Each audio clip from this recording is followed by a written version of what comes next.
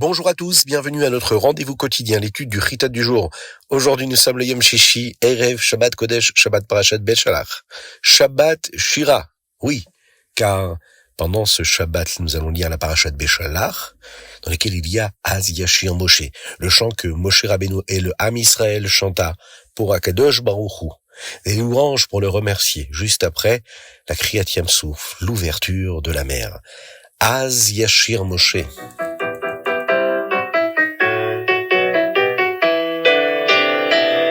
Le rabbi précédent, le rabbi Yosef Yitzhak, a raconté une très belle histoire du Maharal de Prague, liée à ce Shabbat Shira. Au cours de la semaine de la Parashat Beshalach, le Maharal disait aux parents et aux enseignants de rassembler tous les jeunes enfants le Shabbat dans la cour de la synagogue. Là, on devait leur raconter l'histoire de Kriyat Yam Souf. Et comment les oiseaux gazouillaient en chœur lorsque le Ham Israël chantait le Az Yashir. Les enfants ont eu de la compassion, de la rachmanout pour les oiseaux. Ils ont ramassé des fruits au fond de la mer, le Yam Souf, et en ont nourri les oiseaux. Le Maharal de Prague a ensuite demandé que l'on donne une bouillie de céréales aux enfants afin qu'ils puissent eux aussi nourrir les oiseaux. Puis, le Maharal de Prague bénissait les enfants et les parents pour qu'ils soient méritants d'enseigner correctement aux enfants et de les élever vers la Torah, la Choupa, les Maasim Tovim, les bonnes actions. À cette époque, la plupart des familles et des communautés possédaient des animaux. Or, il n'est permis de nourrir les animaux le Shabbat que s'ils nous appartiennent. Ainsi, ce minhag, la coutume de nourrir les oiseaux, ne peut pas être pratiqué le Shabbat de nos jours. Mais il est toujours important d'enseigner aux enfants la rachmanout qu'il faut avoir pour les animaux également. C'est pourquoi nous leur racontons cette histoire. Certains déposent cette fameuse bouillie-là de céréales pour les oiseaux avant Shabbat, tout en respectant ce minhag-là, que nous apprendrons Bezrat Hashem dans le Hayom Yom aujourd'hui. Celle de manger ce repas-là pendant le jour de Shabbat, Parashat Beshalach.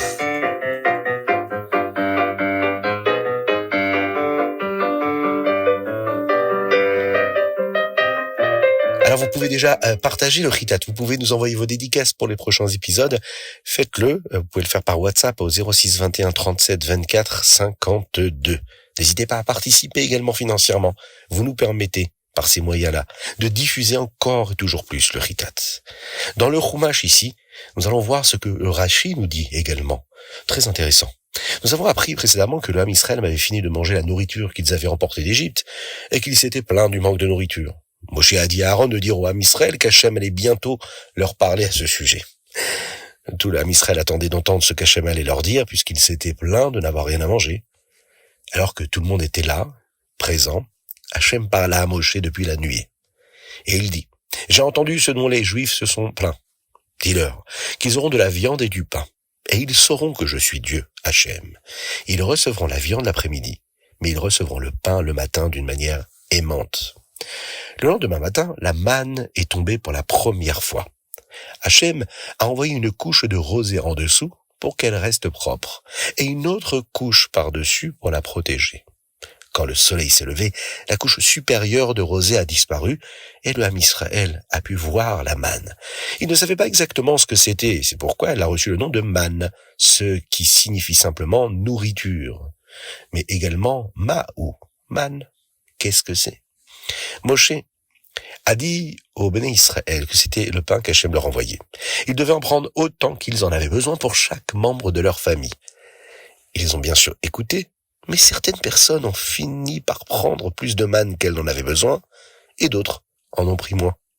Mais lorsqu'ils ont chacun mesuré ce qu'ils avaient reçu chez eux à la maison, ils ont découvert qu'Hachem avait fait un miracle. Tout le monde en avait exactement la quantité nécessaire. Pas plus et pas moins. Moshe a averti les Béné Israël de ne pas conserver la manne. Oui, c'était important de respecter la volonté d'Akadosh Baruch Hu, car Hachem en enverrait davantage quand ils en auraient besoin. Mais certains Juifs n'avaient pas confiance dans le fait qu'ils en recevraient encore le lendemain, et ils en ont mis de côté pour le jour suivant. Mais le lendemain, la manne avait pourri. Moshe s'est mis très en colère contre eux parce qu'ils n'avaient pas écouté et n'avaient pas cru en Dieu. Chaque matin, après que les Béné Israël avaient pris leur manne, celle qui restait sur le sol fondait et s'écoulait dans les rivières et les ruisseaux. Il est dit d'ailleurs dans les textes que la viande des animaux qui en buvaient était délicieuse. Et tous les goïms pouvaient voir à quel point Dieu aime le Ham Israël, aime les Béné Israël, pour leur envoyer une nourriture aussi spéciale. Le vendredi, les Juifs ont pris autant de manne qu'ils en avaient besoin, mais ils ont découvert qu'ils en avaient le double. Ils ont demandé à Moshe pourquoi. Le Ham Israël connaissait le Shabbat, mais ne savait pas qu'Hachem voulait qu'il respecte le Shabbat même avant le don de la Torah. Moshe alors a répondu, « Je ne vous l'ai pas encore dit, mais certaines des lois de Shabbat seront respectées à partir de cette semaine. Vous ne pourrez ni cuisiner, ni cuire au four pendant le Shabbat. Tout devrait être préparé avant le début du Shabbat. » Les bénis Israël ont donc mis la manne supplémentaire de côté, et cette fois, elle n'a pas pourri pendant la nuit. Et pourtant, les bénis Israël ont demandé s'ils devaient aller chercher de la manne le jour de Shabbat. Mais Moshe leur dit que non. Lorsqu'ils ont demandé à nouveau, il a réalisé qu'ils avaient peur que la manne ne tombe plus jamais. Il leur a dit donc de ne pas s'inquiéter, la manne tomberait à nouveau après le Shabbat, le dimanche. Malgré cela, certains béné Israël, on le sait, sont sortis le Shabbat pour aller chercher de la manne. La Hachem n'en était pas du tout heureux, et même si seulement quelques personnes y sont allées, tous les béné Israël sont responsables les uns des autres. Ils auraient pu donner un autre nom à la manne, mais ils ont décidé de garder le nom de manne. La manne était ronde comme une petite graine et elle était blanche. Elle avait le goût d'une pâte frite dans le miel. À moins qu'ils ne veuillent, les textes nous disent qu'elle ait le goût d'autre chose. Elle avait le goût qu'ils souhaitaient. Ensuite, Akadosh Baruch Hu s'adresse à Moshe Rabbeinu et lui demande de mettre un homer, c'est-à-dire une mesure de manne dans un petit bocal pour le conserver à jamais dans le Mishkan, afin que les béné Israël se souviennent qu'Akadosh Baruch Hu nous donne toujours ce dont nous avons besoin. Et le Chumash conclut aujourd'hui en nous rappelant que les béné Israël continuèrent à manger la manne pendant 40 ans.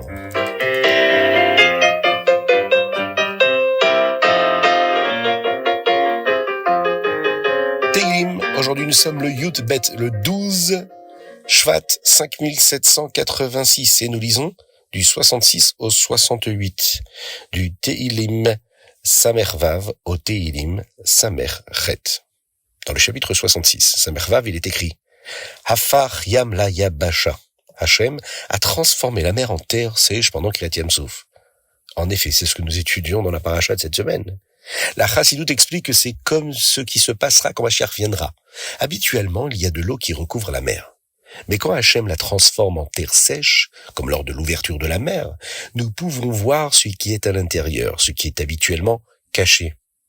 Eh bien, quand Mashiach viendra, nous pourrons voir les choses qui sont cachées. Maintenant, nous ne pouvons pas voir comment Dieu fait exister chaque élément du monde, chaque créature.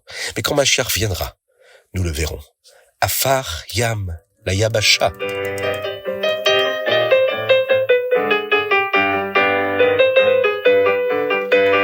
Tania, nous sommes dans les Likutei Amarim Perek Rav Gimel. Le Rabbi Shimon Zalman nous a parlé jusqu'à présent de deux niveaux d'union avec la volonté de Dieu. L'un comparé au char et à son conducteur, et le second à l'unité du corps et de l'âme. Ces deux niveaux d'unité sont atteints par l'accomplissement des mitzvot. Le Admor HaZaken va maintenant décrire un troisième niveau d'unité, plus élevé, qui est atteint par l'étude de la Torah. La pensée, la machashava, la méditation sur les paroles de la Torah, qui s'accomplissent dans le cerveau, et le pouvoir de la parole, qui est engagé dans les mots qu'on prononce quand on étudie la Torah, qui, elle, se trouve dans la bouche. Il faut comprendre que ce sont des levushim. Et comme ce sont des levushim, les vêtements, ce sont donc des vêtements, mais les vêtements les plus profonds de l'âme divine. Et donc, beaucoup plus proches de l'âme elle-même que la faculté même d'action. C'est-à-dire que le vêtement lui-même qui, par définition, est là pour nous montrer ce qu'est l'extérieur de la profondeur. Sûrement, l'âme divine elle-même, qui elle est revêtue d'eux, c'est-à-dire dans la pensée et la parole, qui est engagée dans l'étude de la Torah. Quand on étudie, il y a une fusion dans une unité parfaite avec le Ratson d'Hachem, avec la volonté de Dieu, qui ne sont pas donc seulement un véhicule, un char, qui est juste là pour porter celui qui le dirige. Non. La bouche ressemble à ce char. Le cerveau ressemble à ce char. Puisque dans ce cerveau-là, il y a la pensée, et dans cette bouche, il y a la parole de l'étude de la Torah. Quand on parle ici d'unité totale, d'unité parfaite, c'est pour indiquer que les deux deviennent un seul et une seule et même chose, un seul et même être. Contrairement par exemple à l'unité du corps et de l'âme, qui conservent leur identité, séparément. Lorsqu'ils sont joints et forment une unité, on trouve un exemple d'unité parfaite dans l'unité de l'âme avec ses facultés, qui elles, font partie d'elle et lui sont donc complètement unies. On va essayer de comprendre ça. L'âme divine, qui a aussi des facultés, les facultés de la parole, les facultés de la pensée, eh bien sont unies avec la volonté d'Akadosh Baruch Hu lorsqu'on pense ou bien que l'on prononce des paroles de la Torah. Rabbi Shimon Zalman explique maintenant comment l'étude de la Torah est capable de produire ce niveau d'unité. En fait, la volonté divine est identique au sujet halachique auquel on pense et dont on parle. Dans la mesure où toutes les lois de la halacha sont les expressions particulières de la volonté divine, la volonté la plus intérieure d'Akadosh Baruch Hu, la volonté, c'est la volonté. Et si Dieu l'a voulu ainsi, à savoir que cet élément particulier soit jugé permis, ou bien que cet aliment va être kasher, que cette action va être permise, ou bien que cette personne soit jugée exempte, ou bien qu'elle soit innocente, ou bien l'inverse.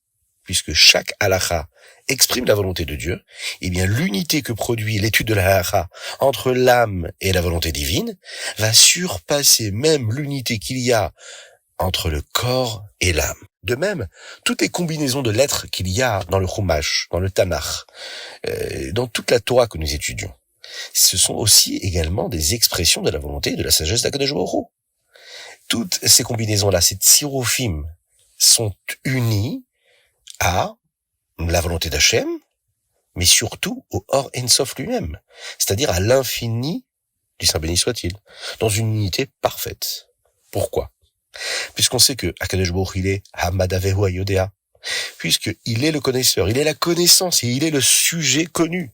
C'est ainsi que lorsqu'on étudie la Torah, lorsqu'on étudie les Nevi'im, lorsqu'on étudie tout ce qui a été écrit dans la Torah, eh bien on s'unit à la volonté et à la sagesse d'Akadosh Baruch Hu, et cette sagesse et cette volonté, la multiple, sont absolument unis avec Dieu lui-même. La différence entre les deux niveaux d'unité avec Akadosh Baruch Hu, atteint respectivement par la Torah et les mitzvot, peut être clarifiée par l'exemple suivant. Un roi ordonne à ses serviteurs de lui construire un palais et en dessine un plan détaillé. Lorsqu'ils exécutent ses souhaits, ils sont unis à son désir tel qu'il s'exprime dans le palais. Cependant, les murs du palais eux-mêmes ne représentent pas la volonté et la sagesse du roi, mais le plan, lui, les représente implicitement. Les architectes qui les étudient sont réellement impliqués dans l'étude de la volonté de la sagesse du roi. Il y a donc une unité totale. Il en va de même dans notre cas. L'exécution réelle des mitzvot. Ces mitzvot, elles ont été dictées par la volonté d'Hachem. Mais cela ne constitue pas réellement cette volonté en soi. Ça n'est pas pareil pour la sagesse de la Torah. Puisque la sagesse de la Torah, c'est la sagesse même d'Akadosh Baruch Hu. Les décisions de halakha que nous allons prendre, c'est des expressions de la volonté de Dieu. Alors, lorsqu'on prononce ce que l'on pense des paroles de la Torah, ou bien qu'on atteint le plus haut niveau possible de notre sagesse, eh bien, on est au plus haut niveau de l'union avec Dieu, puisque sa volonté et sa sagesse, c'est le reflet de ce qu'il est. C'est ce qui signifie ici l'affirmation sur laquelle la Torah et Dieu sont absolument un, et ne sont pas seulement des organes du roi, des membres du roi, comme par exemple, nous en parlons des mitzvot, qui, elles, sont les membres et les organes d'Akadosh Baruch Hu du roi. L'unité des mitzvot avec Dieu est comme celle du corps et de l'âme. Il y a deux entités bien distinctes qui sont jointes, alors que la Torah est entièrement une avec Dieu. Donc, puisque la volonté divine, qui est en parfaite unité avec Dieu lui-même, puisque sa volonté c'est sa sagesse, se tient complètement dévoilée dans l'âme divine de celui qui est en train d'étudier, et dans ses vêtements intérieurs, c'est-à-dire ses outils, sa pensée et sa parole. Pendant qu'une personne s'occupe et est investie des paroles de la Torah, et tant qu'il n'y a rien qui va obscurcir la volonté divine à ce moment-là, la neshama, l'âme et ses vêtements de pensée et de parole vont être également véritablement unis avec Dieu. Et même si notre corps, notre gouffre ne le ressent pas, eh bien notre neshama ressent que nous sommes unis au Ratzon d'Hachem, plus encore que ne le sont même les grands malachim, les anges, puisque eux ne peuvent pas étudier physiquement, matériellement, avec la bouche, avec les paroles, que nous pouvons prononcer. C'est pourquoi la Gemara dit que la mitzvah d'étudier la Torah est supérieure à certains égards à toutes les autres mitzvot, même à la tfila. Quand nous prions, nous apportons l'unité d'Hachem dans les mondes spirituels. Mais la Torah apporte une unité encore plus grande encore dans tous les mondes spirituels et matériels.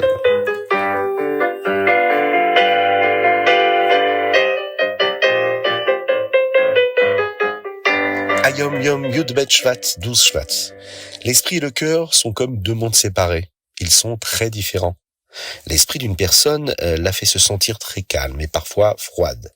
Mais le cœur d'une personne peut la faire se sentir très chaleureuse, enthousiaste. L'une de ces voies n'est pas meilleure que l'autre. Hachem veut que nous utilisions les deux. Utiliser notre esprit pour nous enseigner calmement comment servir Dieu, mais avec la chayut, avec la vitalité, avec le cœur, avec la chaleur et la joie que le cœur, lui, est censé nous faire ressentir.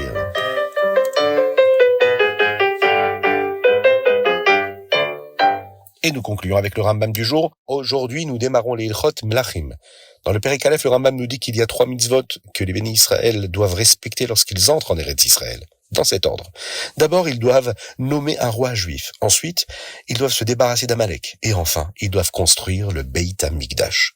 Nous apprenons qui peut être un roi juif. Seulement un homme qui n'est pas à guerre, qui n'est pas converti, et qui n'a jamais eu un métier qui pourrait faire penser aux gens qu'il n'est pas important. Chapitre 2, Perek Bet. On enseigne le kavod, l'honneur d'un roi. Personne n'est autorisé à utiliser ses affaires. Il doit toujours être magnifiquement vêtu. Il doit siéger sur un trône dans son palais et porter une couronne. Le roi doit être très humble. Il doit s'occuper de chaque juif comme un berger qui prend soin de chaque brebis. Dans le Perek Gimel, nous apprenons les mitzvot pour un roi que nous avons appris dans le Sefer Mitzvot, à savoir qu'un roi a également une mitzvah spéciale de porter un Sefer Torah avec lui partout où il va. Même s'il ne peut pas le tenir, comme lorsqu'il dort ou mange, il doit être juste là, près de lui. Il doit également faire attention à ne rien faire qui lui fasse oublier le Sefer Torah ou la mission si spéciale qu'il a de prendre soin de son peuple, du Ham Israël. Et voilà, c'était le chitat du jour. Je vous invite à le partager avec le plus grand nombre. On a étudié pour le mérite de tout le Ham Israël, des enfants, des adultes, des anciens. Et pour la réfoua chez les mains de tous ceux qui en ont besoin, pour la hatzlacha, la réussite totale et complète des chayalim en Eretz Israël et en dehors d'Eretz Israël. Qu'Hachem les protège, qu'il envoie la réfoua chez les mains à Avram Nissim ben Sultana, David ben Sultana. Soyez bénis à l'infini dans tous les domaines matériels et spirituels. Shabbat Shalom. Git Shabbos.